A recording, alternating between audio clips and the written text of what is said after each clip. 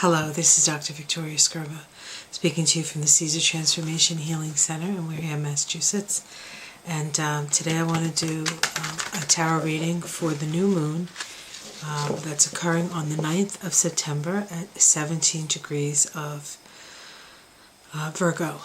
This is the first new moon in 2 months where we haven't had a solar eclipse to, I don't want to say deal with, but deal with. The last two new moons have both been solar eclipse, one in Cancer, one in Leo. Cancer is one of the most sensitive signs. Leo is is sensitive as well, but in a different way. There's a temperamentalness to Leo, where there's an emotionality to Cancer. Cancer deals with our security needs. Leo deals with our ability to create and self-express. And we had a very challenging summer with the eclipses and with many planets retrograde. Now, as we are on this, we come to this new moon in Virgo, the sign associated with our service work, fixing what's broken, working diligently, making adjustments in our lives, working on our physical bodies. Health and wellness is under the auspices of Virgo, and this new moon is trine Pluto and opposite Neptune, which means that there are transpersonal forces at work. Transpersonal forces, Neptune, Pluto, and Uranus, which in its own way is acting on this new moon. Are the planets that wake us up to what's beyond our third dimensional existence. And so, to a certain extent, we are connected to what lies beyond as we work in the present moment to try to make the world that we have brought up to this point better, improve it. There's a lot of improvement to be made. There's been a lot of wounding, and there's been a lot of exposure of those wounds, and now it comes to the time when we have to take the actions to take the steps and the actions to create the world that we want to see. Now that many structures have fallen down, many sacred cows have been slaughtered, quite frankly. I'm sorry to the cows. That's just it's a figure of speech, but I'm sure cows might think differently, right? So now it's time to, the rubber meets the road, and we have to work at it. We have to decide where we're going to put our energy, what we're going to improve in our lives, and then how we're going to live them. So this tarot reading, I'm going to do a Celtic cross. I've already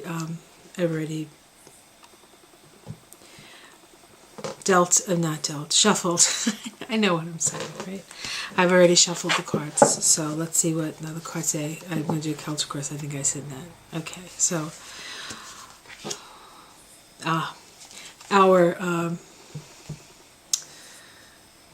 the card of the present moment is the Archer. I'm using the Wildwood Tarot again. I used this for the last one as well, the last new moon reading.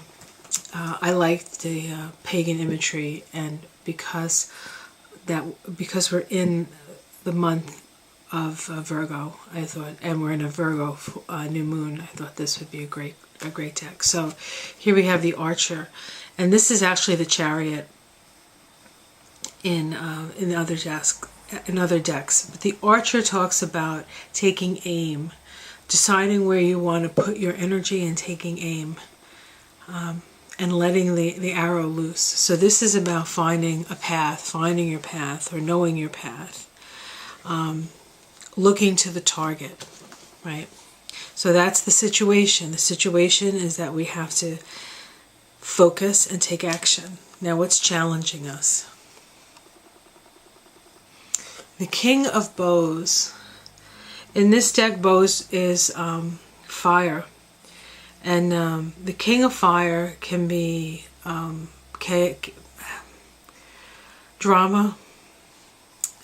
There can be anger with the King of Fire, or the King of Bows, or the King of Wands. There's a sense of, somewhat of a sense of danger. But this is the card of somebody who can be very fiery, can be very angry. But if we look at this card, this particular card, in this particular deck, we have some adders, and we can see some of them are sort of in one of those snake balls that they create, you know, when they mate. And then we have one up here that's separated themselves. And so I feel as though this card is talking about separating ourselves from the chaos, separating ourselves from the drama. And so how do we focus on what we want and sort of close our ears to a lot of the drama that's going around us? So this is a challenge not to get distracted. So at the root of this reading, we have the Queen of Bows, the hare. This again is fire, but it's feminine fire. And feminine fire is connected with the sign of Leo. This card is connected with the sign of Leo. It's also connected with the sign of Aries. But Leo is about keeping the hearth fires warm, keeping the hearth fires going, the eternal flame. We have here a hare, and hares are wild, and they're fast, and they're fertile. And so to the root of this reading is, how can I be fertile? Where can I put my energy to create? That's what fire is all about. It's all about creation. The hare is also somewhat of a mystical creature.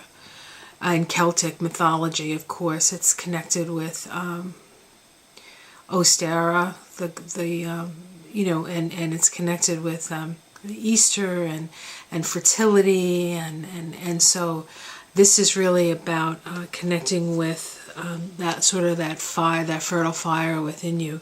If you were going to connect it to a chakra, you might want to connect it to your sacral chakra, your second chakra, and then your solar plexus. Both have to do with creativity, the sacral, and then the fire that burns within us for the solar plexus. What's in the past? This is the Nine of Arrows, and in this deck it's called Dedication. And this is somebody who has been up against it, so to speak, a sense of being attacked, perhaps, and yet being dedicated to your craft, or being dedicated to your space. And so for those who have had to suffer through a lot of the chaos and look around and sort of see what's been going on, and maybe not always understanding why, that is in the past. Why, to a certain extent, is so that we could focus on where we need to put our energy. And, Mars was retrograde for 62 days. It was really difficult to put your energy anywhere, and all the past stuff was coming up. So that can also be this nine of arrows. As the past, all the slings and arrows of the past have come up. And if you can dedicate yourself to yourself and your own safety and your ability to withstand all of that, that's in the past. This is in the sky. This is the Ace of Cups. It's about happiness. This is the card that I always see as what Spirit is telling us. Aces are always the root energy, and with the cups, it's the root energy of love. This is unconditional love and happiness. And so this is really about Spirit letting us know that our thirst will be quenched. We will be showered with love. That God, Goddess, all that is, loves us unconditionally. no matter what we've done, no matter where we've gone, no matter what we haven't done. Spirit loves us. What's in the immediate future? The immediate future is generally the month, because we're only doing a month, right? So this is the energy of the month. So this is what we can look forward to as the month progresses. And we have the Page of Stones, the Lynx. Now the Lynx is a very potent animal. The Page of Stones would be the Page of Pentacles. The Lynx is very quiet. They tend to, Lynx energy tends to sit back and observe. But it is a predator, so it does go for what it needs to get. The Page of Stones is telling us that there are some things that we need to learn. There are things we need to learn how to work with our resources and our resourcefulness. And so we will have resources as the month progresses, but probably just enough. Just enough. And that's a lesson in itself. How can you move forward in your life with just enough? We spend a lot of time and energy acquiring things that ultimately don't have any meaning for us. It's just this need to acquire to sort of fill a hole that we feel that we have, whether it's an emotional hole or, we grew up in poverty and we don't ever want to be there again, or as I said, it's an emotional hole, or it's actually just ambition.